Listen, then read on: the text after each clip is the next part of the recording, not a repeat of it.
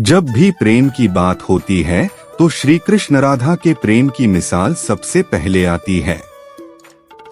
राधा श्री कृष्ण के प्रेम को जीवात्मा और परमात्मा का मिलन कहा जाता है। नमस्कार दोस्तों, धर्मा चक्र यूट्यूब चैनल में आपका बहुत बहुत स्वागत है। अगर आप भी श्री कृष्ण के भक्त हैं तो कमेंट में जय श्री कृष्ण जरूर लिखें। राधा श्री कृष्ण का बचपन का प्यार थी।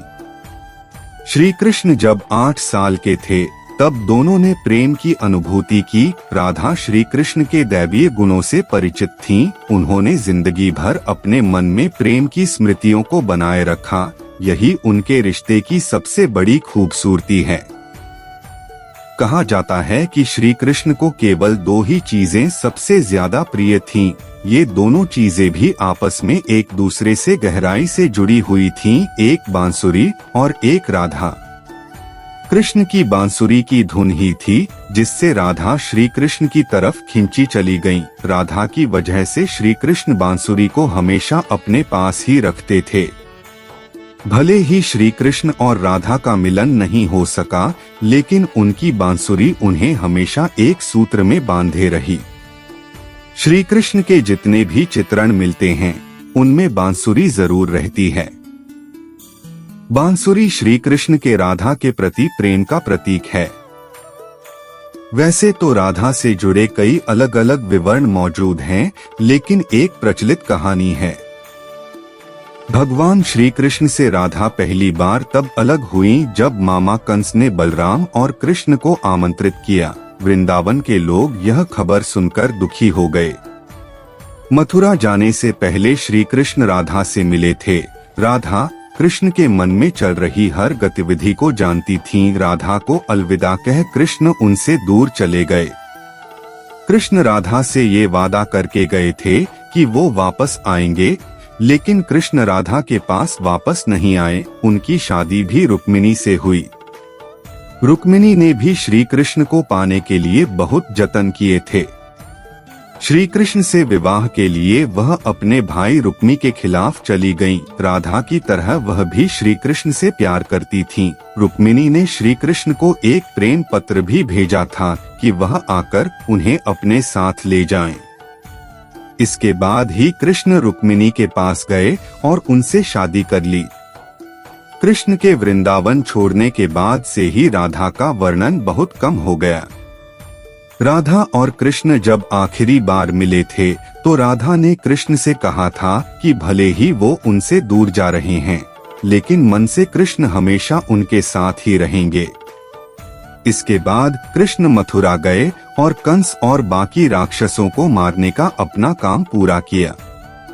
इसके बाद प्रजा की रक्षा के लिए कृष्ण द्वारका चले गए और द्वारकाधीश के नाम से लोकप्रिय हुए। जब कृष्ण वृंदावन से निकल गए तब राधा की जिंदगी ने अलग ही मोड़ ले लिया था। राधा की शादी एक यादव से हो गई। राधा ने अपने दाम्पत्य जीवन की सारी रस्में निभाईं और बूढ़ी हुई, लेकिन उनका मन तब भी कृष्ण के लिए समर्पित था। राधा ने पत्नी के तौर पर अपने सारे कर्तव्य पूरे किए। दूसरी तरफ श्री कृष्ण ने अपने दैवीय कर्तव्य निभाए। सारे कर्तव्यों से मुक्त होने के बाद राधा आखिरी बार अपने प्रियतम कृष्ण से मिलने गईं। जब वह द्वारका पहुंची तो उन्होंने कृष्ण के रुक्मिणी और सत्यभामा से विवाह के बारे में सुना, लेकिन वह दुखी नहीं हुई। जब कृष्ण ने राधा को देखा तो बहुत प्रसन्न हुए। दोनों संकेतों की भाषा में एक दूसरे से काफी देर तक बातें करते रहे। राधा जी को कान्हा की नगरी द्वारिका में कोई नहीं पहचानता था।